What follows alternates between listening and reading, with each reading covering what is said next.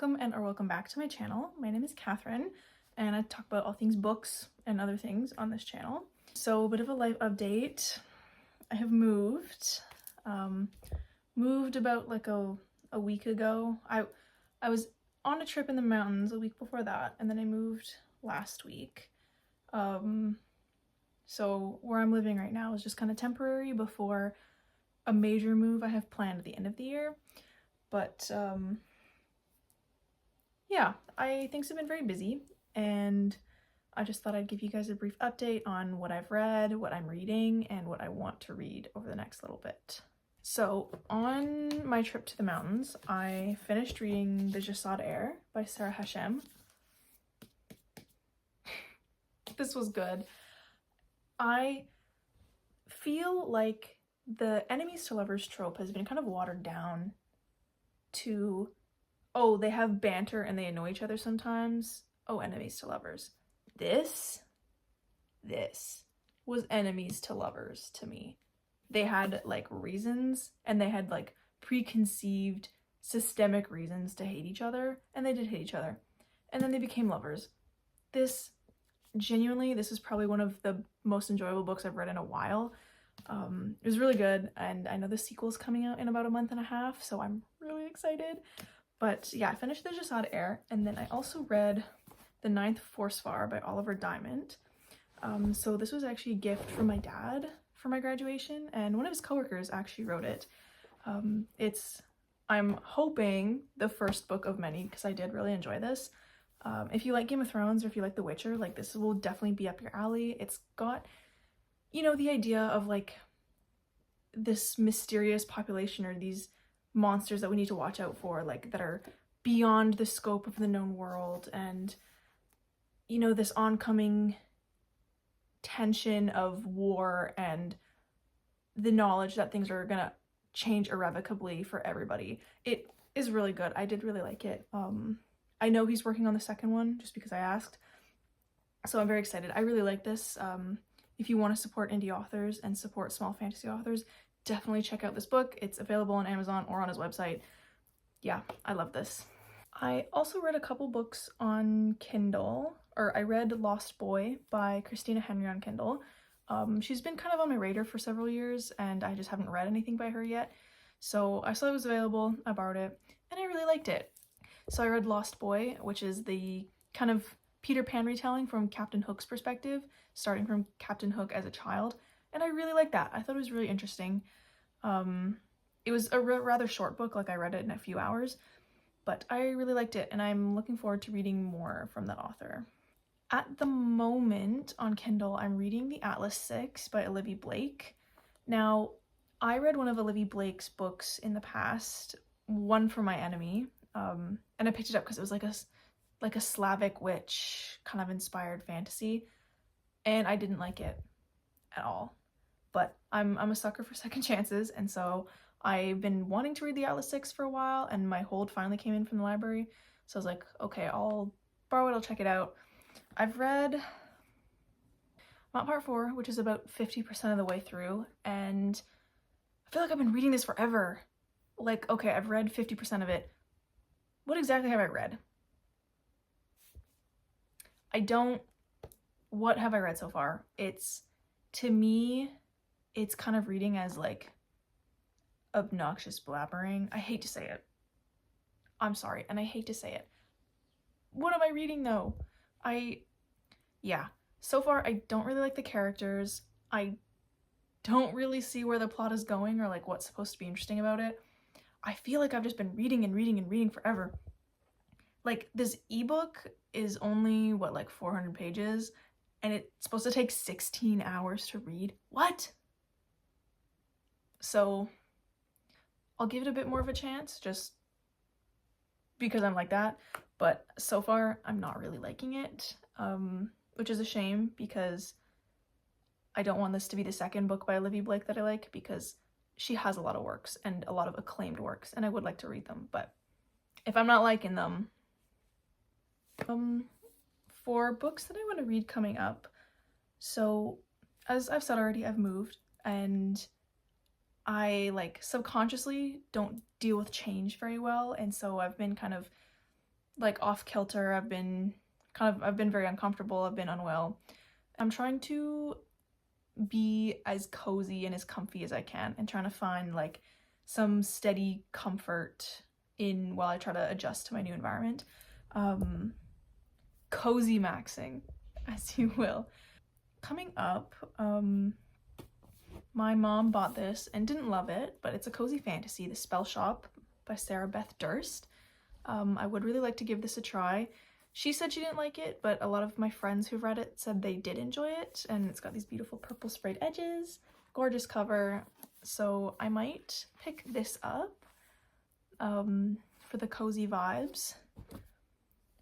Or, because I've been really wanting the comfort of something I love and something familiar, I might pick up Fire and Blood by George R.R. Martin, which what I want to do is reread the whole Game of Thrones series.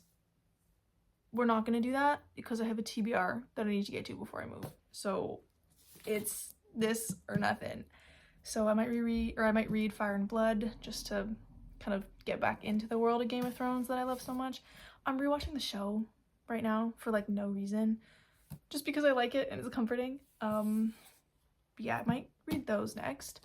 I do have Moon of the Crusted Snow by Wabgeshig Rice, I think that's how you say their name, on hold on Kindle, which I'm really looking forward to reading. It's kind of like an indigenous fantasy sci-fi type story that one of my bosses actually recommended to me, so that's coming up and I'm looking forward to reading that as well. Yeah, for now, that's kind of all I really have to update. I'll put in some clips of my mountain trip. I kind of tried to vlog while I was there, but I was spending time with my friends, so I didn't do that. This upcoming video is just going to be kind of slices in my life of what I'm doing since my move, you know, getting cozy in my new environment. Yeah.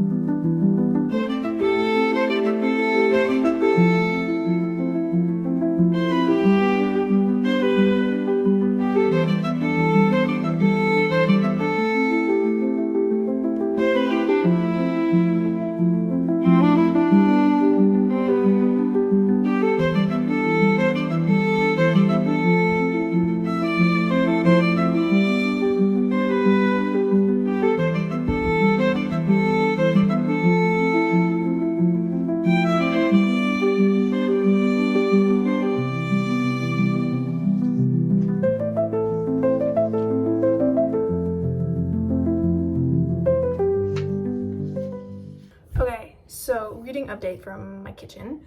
I got really sick yesterday, so I was kind of bedridden, but I finished The Atlas 6 by Olivia Blake, which I will talk about in a bit. It wasn't good, is how I'm gonna start it. But now I started Fire and Blood by George R.R. Martin. Just, yeah, as per my last update, I really want the comfort of the Game of Thrones universe. A lot of people criticize this because it's not written the same as the Song of Ice and Fire books. It's kind of like, it's almost like a historical textbook. It's like the Meister's written history of the Targaryens, but I have a degree in history, and so I like reading books like that. So this is no problem. Genuinely, I'm like 40 pages in, but I like it so far. It's one of my favorite worlds. I love Game of Thrones. But I will get into the Atlas 6 while I cook my dinner. So if anyone's curious, I'm cooking red lentil soup for myself. So, the Atlas 6. So, a couple years ago, I read One for My Enemy by Olivia Blake, and didn't like it at all. And the thing is, she releases a lot of books that sound really interesting, that I really want to read. And so I keep giving her all of these second chances, third chances, and I'm disappointed every single time. So, the Atlas 6. I'm a very character-driven person when it comes to what I like in books. Like, I prefer characters over everything. And I hated every single fucking one of the characters in the Atlas 6, except for maybe Libby, just because I kind of, like, related to her a little bit. But everyone else I thought was so fucking annoying, was shallow, no character had really any development whatsoever, or any sort of, like, personality other than, like, their main distinct trope, if that makes sense. I feel like the whole book, okay, you know what, I feel about the Atlas 6 how I felt about The Secret History, is it's just like, it's a book about rich, pretentious people that just reeks of faux intellectualism and a whole lot of saying absolutely nothing. Don't get me wrong, I think Olivia Blake is very clever, and I think she put the time into researching what she's writing about. I just don't fucking care. All it was like talk about theory. If I wanted to read about like the theories of physics, I would go to school for physics. But I'm trying to read a dark academia fantasy, and like, what was the plot? I couldn't tell. I was too busy reading about like the fucking minute details of the magic they were learning. I was too busy reading about how, oh, this character wanted to fuck this character. I don't care. The plot, could I tell you what the plot of that book was? No, I couldn't, because I didn't really feel like there was one. And it just, like I said, on the topic of faux intellectualism, it was a lot of words trying to sound really smart that went literally nothing at all. When I was first critiquing the book to my mom, I was telling her that, like, I was about 200 pages in, and I read 200 pages of what? And so that's kind of just how I feel about the Atlas 6. I was really disappointed with what it was, and I think that might be my last time with Olivia Blake, which disappoints me because, like I said, she writes a lot of books that look really interesting, that I really want to read. But if I'm just going to be disappointed by every single book of hers that she reads, and it's not like I happen to pick up the 2 worst Olivia Blake books. Like, everybody loved the Atlas 6. I just didn't. I thought it was kind of stupid. So, yeah. So, I made red lentil soup, except the carrots did not want to blend at all. So it's like smooth, watery lentil soup with carrot chunk, but it's fine. Is it 30 degrees on hot outside? Yes. I want soup though. Who am I to deny myself soup? So